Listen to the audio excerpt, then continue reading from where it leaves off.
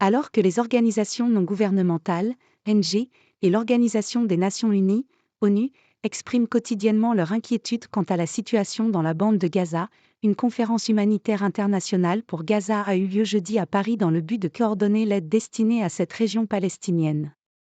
Le président Emmanuel Macron a réclamé une « pause humanitaire » et annoncé une enveloppe supplémentaire de 80 millions d'euros.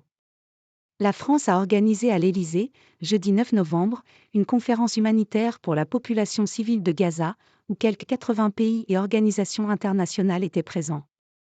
Emmanuel Macron a demandé une « pause humanitaire très rapide » et jugé la préparation d'un cessez-le-feu tout aussi indispensable.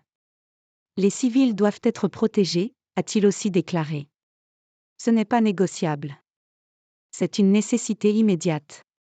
La France porte son aide humanitaire pour les Palestiniens de 20 à 100 millions d'euros pour 2023, a annoncé le président, qui a appelé les pays présents à augmenter eux aussi leur contribution.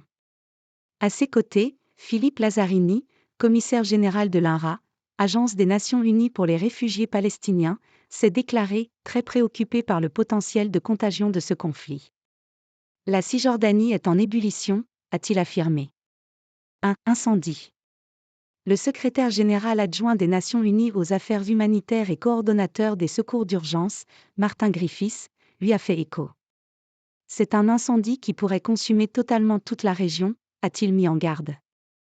Si la France a apporté son soutien à Israël à la suite de l'attaque du Hamas le 7 octobre qui a fait 1400 morts et conduit à la prise en otage de 239 personnes, les préoccupations sont croissantes à l'égard des victimes civiles dans la bande de Gaza signalées chaque jour dans les frappes israéliennes menées depuis lors en représailles. Des milliers de personnes ont été tuées, blessées et déplacées. Combien de Palestiniens doivent être tués pour que la guerre s'arrête ? Est-ce que tuer 10 000 personnes en 30 jours est suffisant ? A lancé le premier ministre de l'autorité palestinienne basée en Cisjordanie, Mohamed Shtayeh.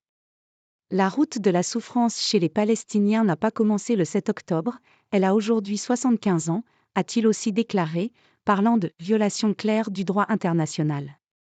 Présent également dans la capitale française, le ministre égyptien des Affaires étrangères, Sameh Choukri, a estimé que les agissements d'Israël allaient au-delà du droit à se défendre. Israël n'a pas été invité à Paris. Des représentants français ont indiqué que l'État hébreu était tenu informé de l'initiative et des travaux menés. Préparer l'aide humanitaire.